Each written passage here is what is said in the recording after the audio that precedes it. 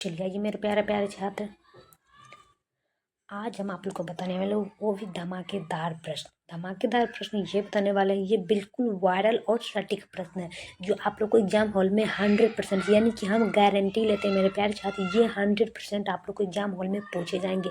तो सभी मेरे प्यारे छात्र ना दिल थाम के बैठ जाइए, क्योंकि दिल थाम के इसलिए बैठ जाइए क्योंकि आज की इस वीडियो बहुत ही ज़्यादा धमाकेदार, ये बहुत ही ज़्यादा प्रश्न नहीं है, ये टोटल 15 ही प्रश्न है जो कि आप लोग के एग्जाम हॉल में 15 प्रश्न में से 5 प्रश्न पूछे जाएंगे। तो सभी मेरे प्यार छात्र टेंशन बिल्कुल भी नहीं लेना है, और ऐसा प्रश्न आप लोग को एग्जाम हॉल में देखने के लिए मिलेंगे और आप लोग को छक्का छोड़ा के आना है, कॉपी कलम को तोड़ के आना है मेरे प्यार छात्र, क्योंकि एग्जाम ही एग्जाम है मेरे प्यार छात्र। और इसी एग्जाम में आप लोग को दिखाना है कि आप लोग क्या पढ़े हो और क्या पढ़ के जाने वाले हो। तो सभी ज़्यादा दिल थाम के बैठ जाइए, आज का सेशन बहुत ही ज़्यादा खास होने वाले हैं। तो देर किस बात की करते हैं मेरे प्यार छात्र, आइए मेरे इस यूट्यूब चैनल पर, और मेरे इस यूट्यूब चैनल का नाम है आरती शर्मा एएस क्लासेस +2, जो कि आप सभी छात्र के लिए बहुत ही ज़्यादा महत्वपूर्ण प्रश्न लेके आते हैं। तो चलिए मेरे प्यारे साथ इस वीडियो को हम स्टार्ट करेंगे। और सबसे पहले मैं बता दूं प्यारे छात्र, इस वीडियो को स्टार्ट करने से पहले कविकर रविंद्रनाथ ठाकुर हिंदी का प्रश्न है, चैप्टर नंबर 4 यानी कि क्वेश्चन बैंक। तो चलिए मेरे प्यारे छात्र प्रश्न नंबर 1 का बात कर लेते हैं। कविकर रविंद्रनाथ ठाकुर पाठ के लेखक कौन है? सबसे पहले अगर एग्जाम में पूछ दिया जाए कि कविकर नाथ ठाकुर जो है उसका लेखक कौन है, तो ये तो आप लोग घबरा जाना, तो घबराना बिल्कुल भी नहीं है। तो प्रश्न करा है कि कविकर रविंद्रनाथ ठाकुर पाठ के लेखक कौन है, तो ये हो जाएगा आपका हजारी प्रसाद द्विवेदी। ये देखिए क्वेश्चन में यानी कि प्रश्न बुक में जो रहता है हजारी प्रसाद द्विवेदी, ये उसी में का प्रश्न है। हजारी प्रसाद द्विवेदी ये उसी का लिखा हुआ है, हजारी प्रसाद द्विवेदी का लिखा हुआ है। रविंद्रनाथ टैगोर यानी कि रविंद्रनाथ ठाकुर का बात करते हैं, रविंद्रनाथ ठाकुर का लेखक कौन है? हजारी प्रसाद द्विवेदी। ऑप्शन नंबर सी लगाना है। चलिए अगला देखेंगे हम 2 में, हजारी प्रसाद द्विवेदी की रचना कौन सी है? नाखून क्यों बढ़ते हैं? नाखून क्यों बढ़ते हैं हजारी प्रसाद द्विवेदी ने ही लिखा है। तो हजारी प्रसाद द्विवेदी की रचना कौन सी है? कौन सी यहाँ पे लिखा है, कौन सी नहीं है? तो चलिए हम तो ऐसे तो नाखून क्यों बढ़ते हैं हजारी प्रसाद द्विवेदी ने लिखा है, लेकिन यहाँ पर बात हो हजारी प्रसाद द्विवेदी ने कौन सी रचना नहीं लिखा है। तो चलिए हम जानते हैं, चीता के फूल हजारी प्रसाद द्विवेदी ने नहीं लिखा है, चीता के फूल हजारी प्रसाद द्विवेदी ने नहीं लिखा है। तो इसका आंसर होगा ऑप्शन नंबर डी।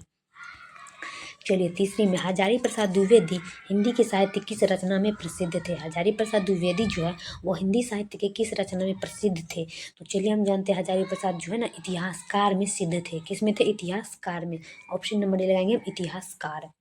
चलिए अगला देखेंगे 4 में। 4 में कह रहा है कि रविंद्रनाथ ठाकुर का जन्म कब हुआ था? रविंद्रनाथ ठाकुर का जन्म कब हुआ था? तो रविंद्रनाथ ठाकुर का जन्म हुआ था 1861 ईस्वी में। याद रखेंगे 1861 ईस्वी। ऑप्शन नंबर बी लगाएंगे। प्रश्न करा है कि रविंद्रनाथ ठाकुर का जन्म कब हुआ था? 1861 में। ऑप्शन नंबर बी में।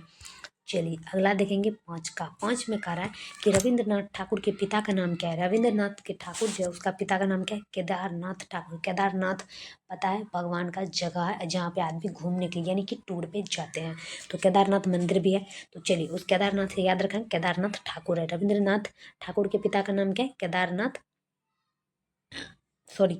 नहीं, देवेंद्रनाथ ठाकुर। सॉरी।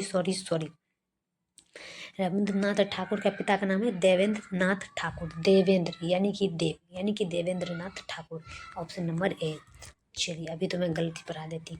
चलिए अगला देखेंगे 6 में। 6 में कह रहा है कि रविंद्रनाथ ठाकुर को बंग देश की बुलबुल उपाधि किसने दी? यानी कि रविंद्रनाथ ठाकुर को बंग देश की बुलबुल की उपाधि किसने, बंग देश का जो बुलबुल होता है उसका उपाधि किसने दिया रविंद्रनाथ ठाकुर को? तो 6 का आंसर हो जाएगा आप लोग के सामने रविंद्रनाथ ठाकुर ने। देवेंद्रनाथ ठाकुर ने। क्या था? Devendranath Thakur. Option number C लगाएंगे देवेंद्रनाथ ठाकुर। चलिए 7 में कि आचार्य हजारी प्रसाद द्विवेदी क्या है? चलिए हम जानते हैं कि आचार्य हजारी प्रसाद द्विवेदी क्या है। तो आचार्य हजारी प्रसाद द्विवेदी है निबंधकार। ये निबंध लिखते हैं। हजारी प्रसाद द्विवेदी क्या लिखते हैं? ना कहानी, ना नाटक, ना चित्रकार, यह निबंधकार है, निबंध लिखते हैं। Option number B. चलिए 8 का, अशोक के फूल के रचनाकार कौन है? अभी पीछे बताए थे अशोक के फूल के रचनाकार कौन है? हजारी प्रसाद द्विवेदी है। हम गारंटी के साथ कह सकते हैं कि हजारी प्रसाद द्विवेदी का लिखा हुआ अशोक के फूल है। 8 का देखेंगे ऑप्शन नंबर ए में। चलिए अगला देख लेंगे हम 9 में कि कौन सी पुस्तक हजारी प्रसाद द्विवेदी की नहीं है। अभी पीछे हम बताए थे कि कौन सी पुस्तक हजारी प्रसाद द्विवेदी की नहीं है। तो चलिए हम जानते हैं हजारी प्रसाद द्विवेदी की पुस्तक कौन सी नहीं है। वो है रश्मि रथी। क्या होगा? रश्मि रथी हजारी प्रसाद द्विवेदी की पुस्तक नहीं है। ऑप्शन नंबर बी लगाएंगे। और ये सभी प्रश्न याद रखेंगे, ये सब है और ये नहीं है। चलिए 10 का कि कालिदास की लालित्य योजना पुस्तक क्या है। कालिदास की लालित्य योजना पुस्तक कौन सी है, किसकी है। प्रश्न कर रहा है कि कालिदास की ललित्या योजना पुस्तक किसकी है। तो चलिए हम जानते हैं, ये हजारी प्रसाद द्विवेदी। हजारी प्रसाद द्विवेदी जो है वो लालित्य योजना पुस्तक की रचना है। तो इसका आंसर होगा ऑप्शन नंबर ए। चलिए 11 का रविंद्रनाथ ठाकुर की शैक्षणिक डिग्री क्या है। रविंद्रनाथ ठाकुर की शैक्षणिक डिग्री क्या है। तो चलिए हम जानते हैं रविंद्रनाथ ठाकुर की शैक्षणिक डिग्री है शून्य। क्या है, शून्य। शून्य है रविंद्रनाथ ठाकुर की शैक्षणिक डिग्री, ऑप्शन नंबर डी। चलिए 12 का रविंद्रनाथ ठाकुर की महानता का आधार समर्पित भाव से, कि रविंद्रनाथ ठाकुर की महानता का आधार समर्पित भाव से है। 12 का देखेंगे सरस्वती की आराधना। सरस्वती की आराधना, ऑप्शन नंबर सी लगाएंगे। प्रश्न करा कि रविंद्रनाथ ठाकुर की महानता का आधार समर्पित भाव से सरस्वती की आराधना है, ऑप्शन नंबर सी।